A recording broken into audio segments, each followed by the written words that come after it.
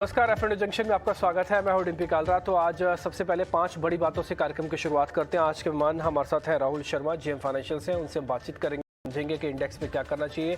लेकिन उससे पहले जरा 5 बड़ी बातों से पूरा बाजार समझ लेते हैं कि इस समय की पोजीशंस चल क्या रही है।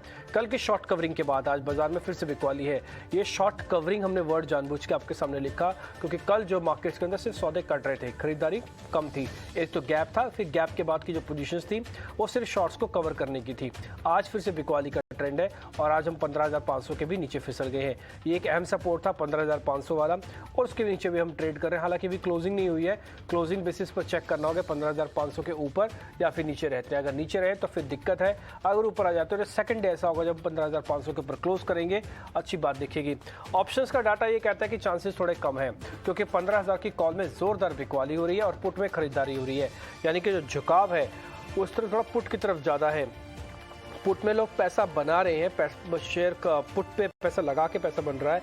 तो ये एक आज डाइवर्जेंस दिख रहा है कल के मुकाबले। मेटल में आज फिर से कमजोरी, हिंडाल्को स्टील जैसे शेयर 4 से 5% तक टूट गए, तो तेज गिरावट मेटल्स के अंदर वापस से लौटी है।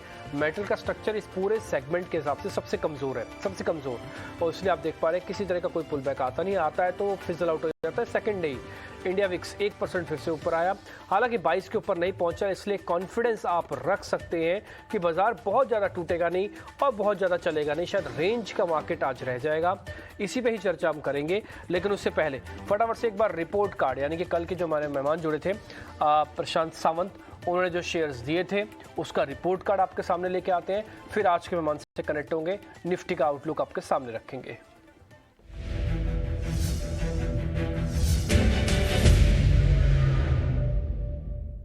से जब कल बात हो रही थी तो उन्होंने काफ़ी सारे शेयर्स हमसे डिस्कस किए थे। निफ्टी पे उन्होंने एक हमका पुट दिया था, होती थी 15,500 की पुट, 130 का भाव था कल, 60% का रिटर्न है, 200 रुपये हो गई थी आज।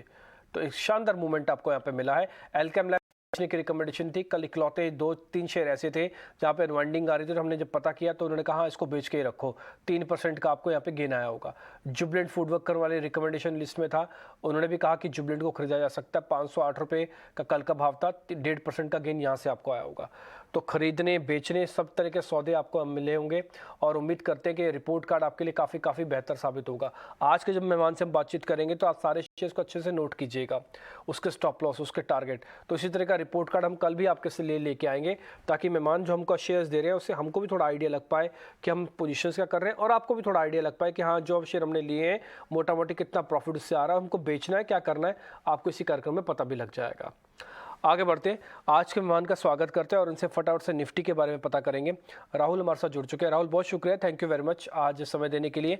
कुछ एक इंपॉर्टेंट डाटा जरा हम आपके सामने रख देते हैं, आप जरा देख लीजिएगा और आप अपने हिसाब से फिर बताइएगा क्या करना चाहिए। आज ओपन इंटरेस्ट निफ्टी के अंदर करीब 8% का बिल्डअप में है। इसका मतलब यह है कि आज फिर से बिकवाली है वो थोड़ी सीवियर है। कल जब शॉर्ट कवरिंग हो रही थी तो -4% था, आज जब शॉर्टिंग हो रही है तो 8% है। इसका मतलब यह कि आज शॉर्टिंग ज़्यादा जोर से हो रही है कल के शॉर्ट कवरिंग के मुकाबले। एक तो पहला पॉइंट ये है। दूसरा, हम फिर से 15,500 के नीचे अगर क्लोज करते हैं तो जो करा कराया काम होगा वो सारा फिजल आउट हो जाएगा, यानी कि कल और परसों में जितनी आपने मेहनत की है वो सारी गुम हो जाएगी बुधवार के दिन। तो इसलिए आज सबसे इंपॉर्टेंट है ये जो आप वीवैप का लेवल देख पा रहे हैं 486, या फिर मैं मोटा मोटी 500 बोलूँ तो ये 500 के ऊपर क्लोज आना ही चाहिए। तीसरा, ट्रेंड आज बिकवाली का फिर से बना है, कल शॉर्ट कवरिंग और आज बिकवाली। जब तक शॉर्ट कवरिंग बिकवाली चलती रहेगी तब तक ऐसा ही होगा। कम से कम लॉन्ग पोजीशंस आनी चाहिए मार्केट के अंदर, जिसको हम रिवर्सल टिपिकली कहते हैं, वो भी एब्सेंट है। 10 दिन के एवरेज 15,750, यहीं से हम फिसल रहे हैं बार बार। कल भी हम यहाँ तक पहुंचे लेकिन यहीं से हम फिसले, 10 दिन के एवरेज पे जाके टकरा रहे हैं। कल ये थी 865, थोड़ा और करेक्ट हुआ तो ये 787 पे आके रुकी हुई एवरेज है अभी 10 दिन है। ये अब मार्केट के लिए चैलेंज है, इसको पार करने पर ही अब आपको नई तेजी आती हुई दिखेगी। तो कुछ एक इंपॉर्टेंट, अच्छा आज का रेजिस्टेंस और आज का सपोर्ट वो भी जरा आपके सामने रखते हैं। रेजिस्टेंस यही है 750 के आसपास का, और अगर आप आज का सपोर्ट देख रहे हैं तो पहले 15,400 है जो अभी तक हमने टेस्ट नहीं किया। अगर ये टेस्ट होकर ब्रेक हो गया तो फिर दिक्कत और बढ़ जाएगी। तो फिलहाल ये कुछ एक इंपॉर्टेंट लेवल से जो हमने आपके सामने रखे। अब राहुल जी से उनकी ट्रेड समझते हैं। राहुल जी, शुक्रिया समय देने के लिए। जरा बताइए सर, निफ्टी पे क्या करें? जिनके पास है वो क्या करें, जिनके पास नहीं है वो क्या करें, दोनों का बताइए।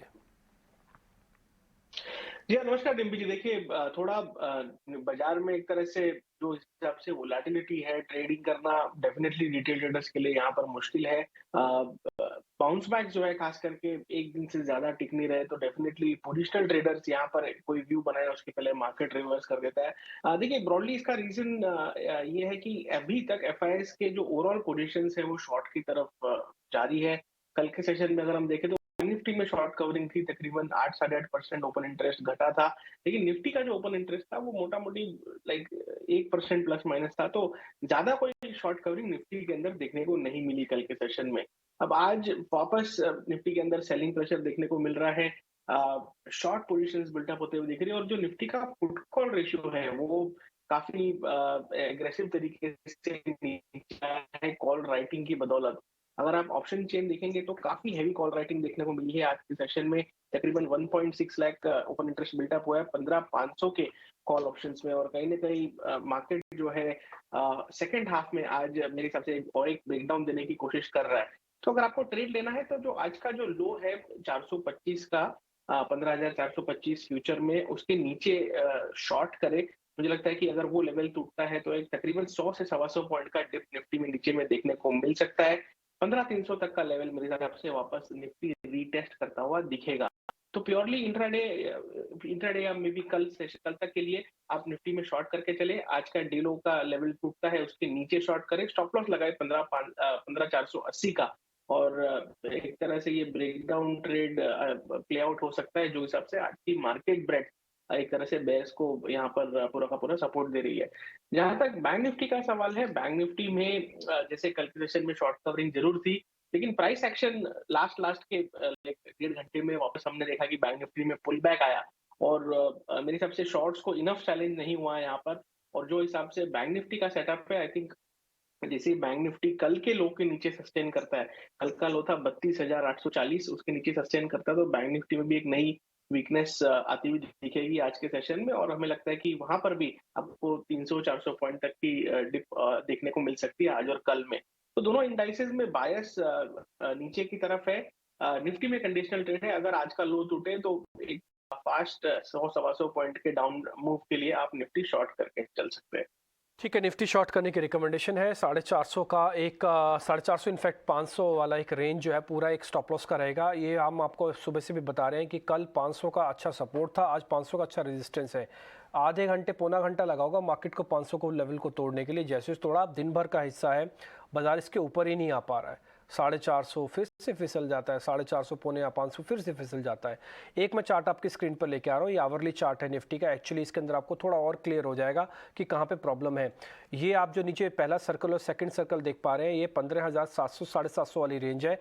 टिपिकली मार्केट का किसी ज़माने में सपोर्ट हुआ करता रहा, किसी ज़माने में क्या कुछ दिन पहले का ही ये सपोर्ट है। लेकिन बाजार ने इस सपोर्ट को अच्छे से ब्रेक कर दिया। ब्रेक करने के बाद ये जो आप पुल बैक देख रहे हैं, फेल पुल बैक है। बार बार आ तो रहा है, इसको अटेम्प्ट करेगा वापस शॉर्ट कवर करके ऊपर 16,000 लाना चाहता है, लेकिन ये पुल बैक उतना स्ट्रांग नहीं है। जैसे आपको अभी थोड़ी देर पहले राहुल बता भी रहते कि जो निफ्टी का शॉर्ट कवरिंग वाला हिस्सा है वो इतना जोरदार ही नहीं है। शॉर्ट कवरिंग आए ना तो दिखती है शॉर्ट कवरिंग। कल थोड़ा फील तो हो रहा था मिड कैप से, बट वैसे इंडेक्स में आपको बहुत ज़्यादा अच्छे मज़ा नहीं आ रहा होगा, सिर्फ शॉर्ट कवरिंग ही चल रही थी। तो इसलिए बाजार को थोड़ा और दम लगाना पड़ेगा। कम से कम इस जो पूरा ब्रैकेट अभी आप अपनी स्क्रीन पर देख पा रहे हैं, इसके बीच में आए तब हम कुछ और कह सकते हैं कि चलेगा। तब तक तो आप किसी भी राइस को बेचा जा सकता है। इसलिए राहुल की रिकमेंडेशन है कि आप 450 से शुरू कर दीजिए, मोटा मोटी 480 500 तक का एक स्टॉप लॉस रखो और उसके बाद इसको आप बेच भी सकते हो। निफ्टी को वापस से 300 तक का टारगेट है। बड़े टारगेट इसलिए नहीं आएंगे क्योंकि शैलो मार्केट है। बैंक निफ्टी का भी आपको मोटा मोटी व्यू पता लग गया। सीधा सीधा शेयर्स पे आते हैं राहुल, और पहले आज के जरा तेजी वाले शेयर्स आपकी स्क्रीन पर आएंगे।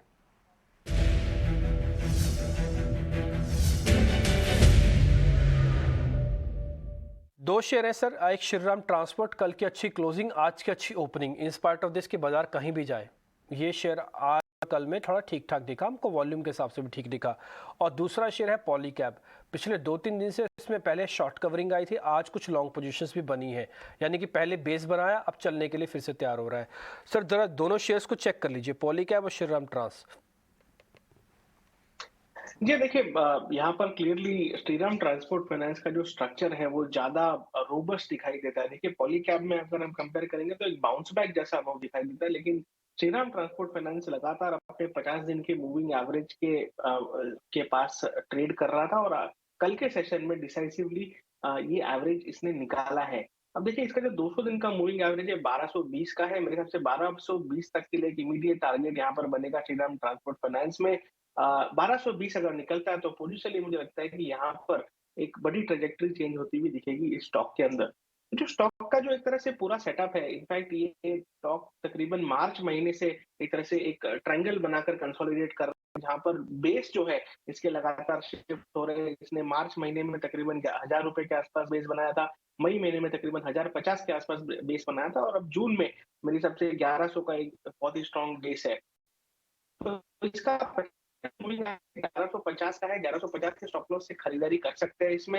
मेरे हिसाब से आपको ऊपर में 1220 का पहला टारगेट, 1220 अगर क्रॉस होता है तो 1280 तक का एक एक्स्ट्राऑर्डिनरी मूव देखने को मिल सकता है।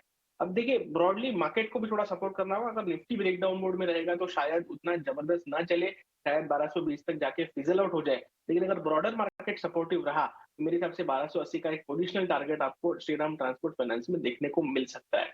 1150 के स्टॉप लॉस से बाय करने की राय रहेगी। 1150 का आपका स्टॉप लॉस है, बाय कर सकते हैं तो आपको नए टारगेट्स मिलेंगे जो कि 1280 तक भी चला जाएगा शेयर। चार्ट आपकी स्क्रीन पर आ जाएंगे, श्रीराम ट्रांसपोर्ट का चार्ट आपकी स्क्रीन पर लेके आते हैं। आवरली बेसिस का चार्ट है, आप इसमें दो चीज़ें बड़ी आराम से और गहनता से देखिएगा। पहला पॉइंट, इसके अंदर हमने दो अपराइजिंग चैनल्स को क्रिएट किया है। आप देख पा रहे होंगे ये पहले वाला हिस्सा है और ये दूसरे वाला हिस्सा है। दोनों हिस्सों में एक अच्छी चीज़ ये है कि अपने इसने जो बॉटम है उसको डिस्टर्ब नहीं किया। पहले वाला बॉटम बहुत नीचे था लेकिन दूसरे वाला बॉटम एट पार बने और ये बढ़ते हुए क्रम में है, यानी कि दोनों बार ये बढ़ते हुए क्रम में है। एक और आप अच्छी चीज़ इसमें नोट करेंगे वो ये करेंगे कि एवरेजेस को भी इसने डिस्टर्ब नहीं किया। ये जो आप पिंक कलर की लाइन और स्काई ब्लू कलर की लाइन देख पा रहे हैं, ये इसकी एवरेजेस से डिस्टर्ब नहीं है, इसके बकायदा ऊपर ही आके ट्रेड कर रहा है। तो दो पॉजिटिव पॉइंट्स है। पहला, इसके जो लोज हैं वो हायर लोज हैं। दूसरा, इसके अंदर एवरेजेस अच्छे से मेंटेन है, इसलिए टारगेट जो आपको मिल रहे हैं 1220 1280 का, ये आप इसके लेके चल सकते हैं। पॉलीकैब में थोड़ा सा सडन फॉल स्पीड से आया था, उसकी रिकवरी मोड में है, इसलिए राहुल का ये कहना है कि इसको छोड़ देते हैं। लॉन्ग बिल्डअप में से श्रीराम ट्रांसपोर्ट को चुन लेते हैं। आपकी स्क्रीन पर आवरली चार्ट और साथ ही इसके अंदर मोमेंटम है। एक और चीज़ जो मेरे को दिख रही है वो है अच्छा वॉल्यूम। पिछले 2 दिन में वॉल्यूम में भी थोड़ा इजाफा हुआ है। ठीक है, आगे बढ़ते हैं। अब आ जाते हैं कुछ एक ऐसे शेयर्स जहाँ पे आज शॉर्टिंग हुई है, यानी कि फ्रेश शॉर्ट्स, वो देखते हैं।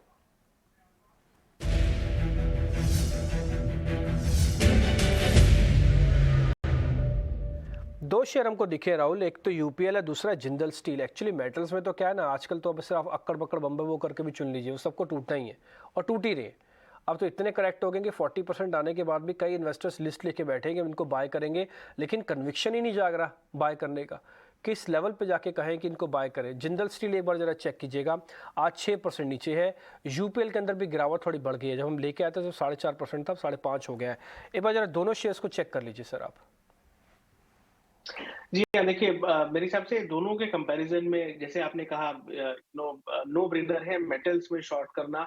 देखिए इसका एक टेक्निकल रीजन भी है कि फ्राइडे को जिंदल स्टील एंड पावर में एक डेथ क्रॉसओवर हुआ है। डेथ क्रॉसओवर टेक्निकल भाषा में जब 50 दिन की मूविंग एवरेज ऊपर से 200 दिन की मूविंग एवरेज को काटती है, तब ये एवरेज को तब ये क्रॉसओवर को डेथ क्रॉसओवर बोला जाता है, और जनरली पोजिशनली ये स्ट्रक्चर को काफी बिगाड़ देता है। तो मेरे हिसाब से यहाँ पर 6% डाउन है, मे बी इस लेवल पे ना करें। तकरीबन एक इंट्राडे कुछ बाउंस मिलता है आपको 312 315 तक, तो वहां पर शॉर्ट करें। इंट्राडे सेल ऑन राइज इसमें स्ट्रेटेजी लगाए, और मुझे लगता है कि नीचे में आपको 290 रुपीज तक की एक इमीडिएट जगह देखने को मिल सकती है। 290 के टारगेट्स के लिए शॉर्ट करें, सेल ऑन राइज की स्ट्रेटेजी लगाए, और एज अ स्टॉप लॉस मेरे हिसाब से 325 का स्टॉप लॉस यहाँ पर आइडियल रहेगा। तो देखिए थोड़ा जो लेवल्स है वाइड जरूर है, लेकिन मेरे हिसाब से स्टॉक क्योंकि 6% डाउन है तो यहाँ पर इमीडिएट एक्शनेबल नहीं है। लेकिन पोजिशनल अगर हम बात करेंगे तो मेरे हिसाब से पोजिशनल बेसिस पर इसका स्ट्रक्चर और खराब हुआ है, और नीचे में मेरे हिसाब से जो हिसाब से मेटल्स में हैमरिंग देखिए, इनफैक्ट हैमरिंग रुकने का नाम नहीं ले रही है। तो मेरे हिसाब से गो विद द फ्लो करिए। अगर आप इसमें शॉर्ट करते हैं और ट्रेड फेवर में आता है तो ट्रेलिंग स्टॉप लॉसेस लगाकर राइड कीजिए।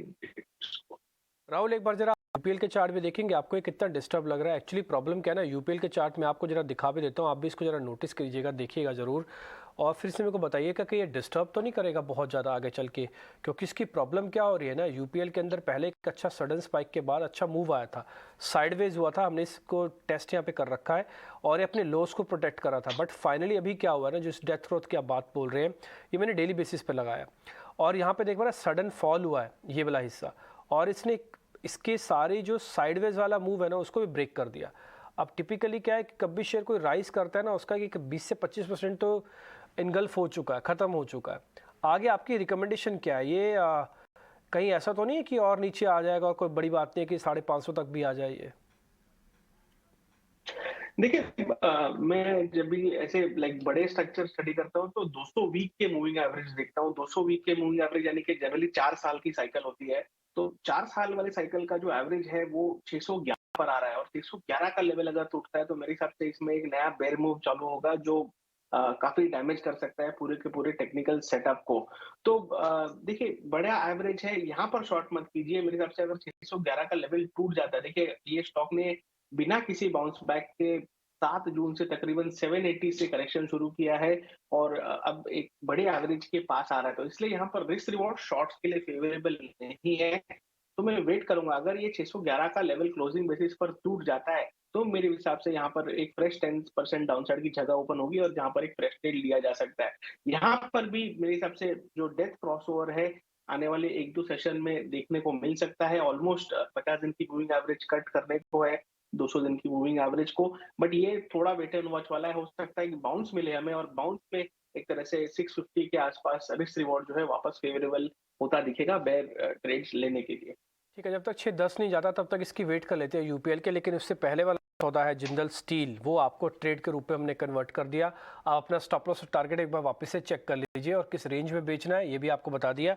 कम से कम 312-315 की रेंज में बेचना, अभी चल रहा है 307, तो कोशिश करें 7-8 रुपये अगर ऊपर आ जाए तो आपका रिस्क रिवॉर्ड ज़्यादा अच्छा हो जाएगा। और आप ये सारे लेवल्स को नोट करके रखें, स्टॉप लॉस को भी और टारगेट को भी। टारगेट आने पर तुरंत मीट करना है क्योंकि ओवर सोल्ड हुए पड़े हैं, ये बात भी आपको ध्यान रखनी होगी।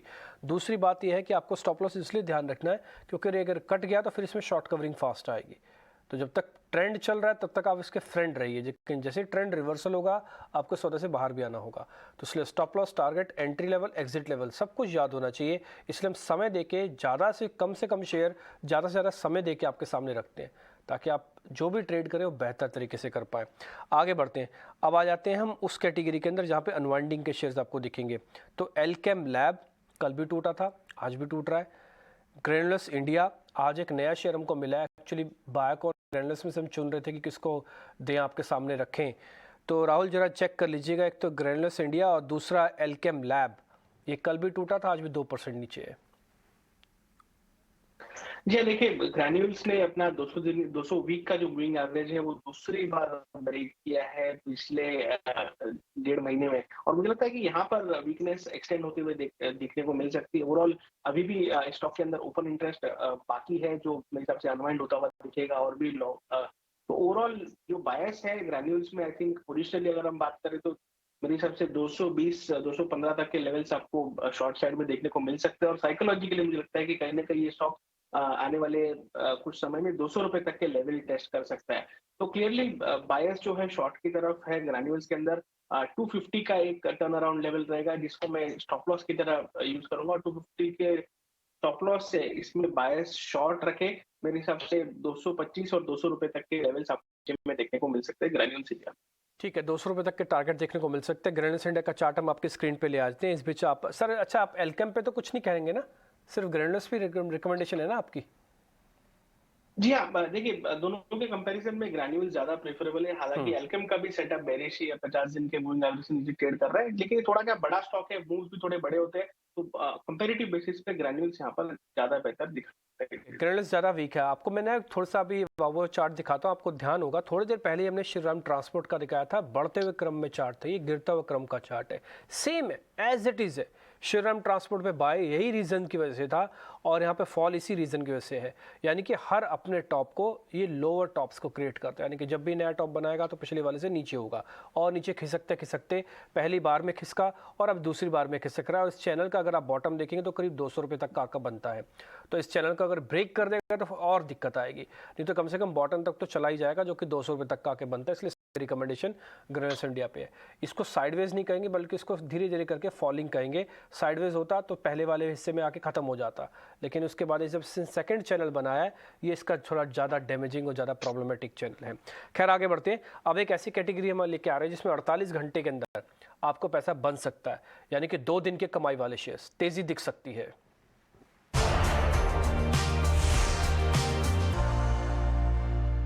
सर 2 शेयर देखिएगा, एक तो आईजीएल एमजीएल दोनों के अंदर आज अच्छी खरीदारी हुई है।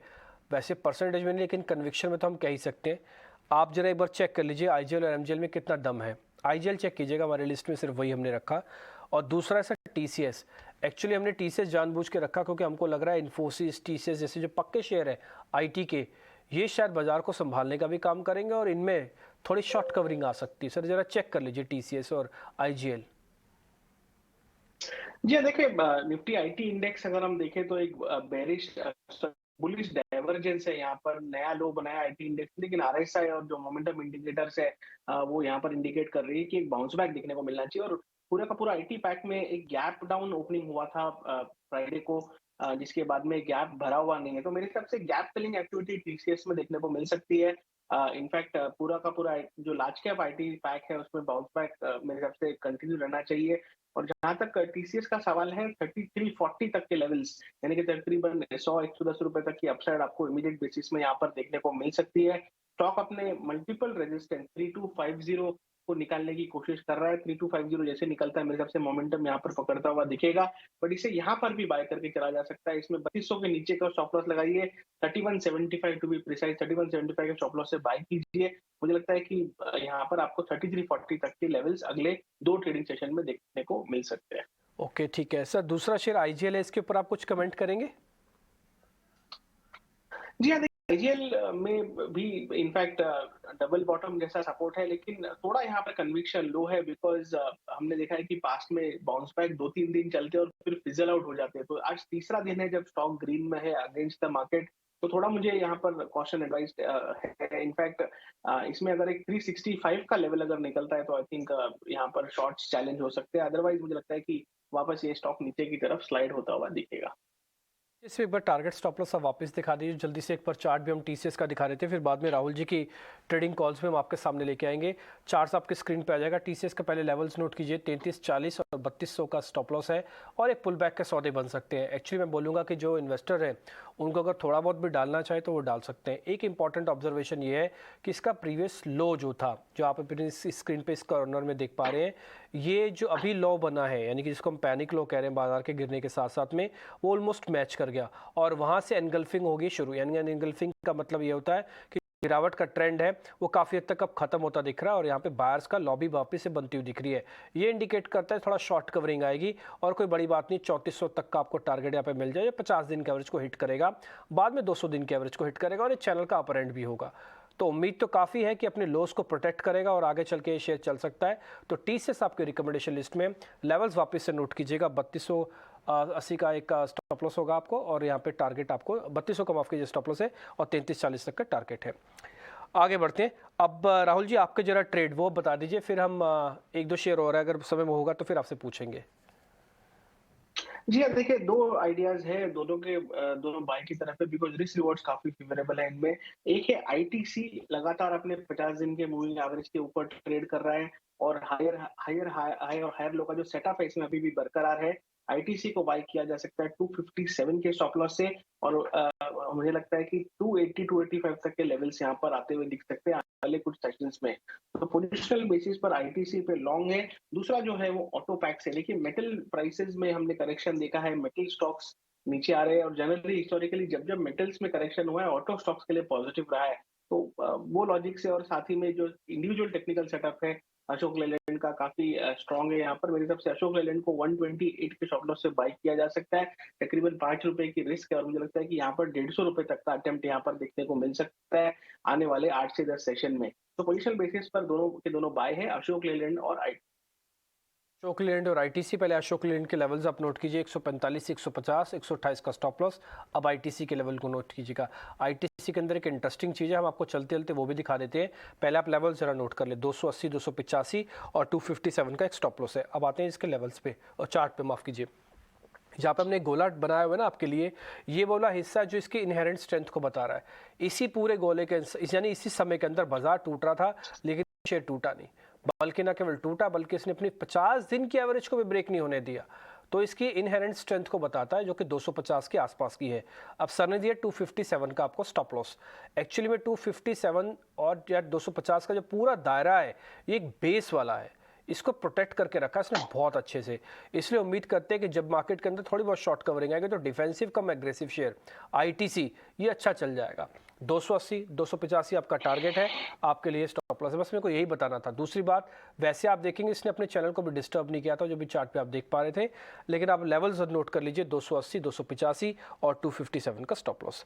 राहुल जी बहुत बहुत शुक्रिया, थैंक यू वेरी मच आज समय देने के लिए। उम्मीद करते हैं जो आज आपसे शेयर डिस्कस हुए थैंक हैं यू। इसका रिपोर्ट कार्ड हम कल अच्छे से लेके आएंगे और निवेशकों को भी काफ़ी बेनिफिट होगा। बहुत बहुत शुक्रिया sir, thank you very much आज समय देने के लिए।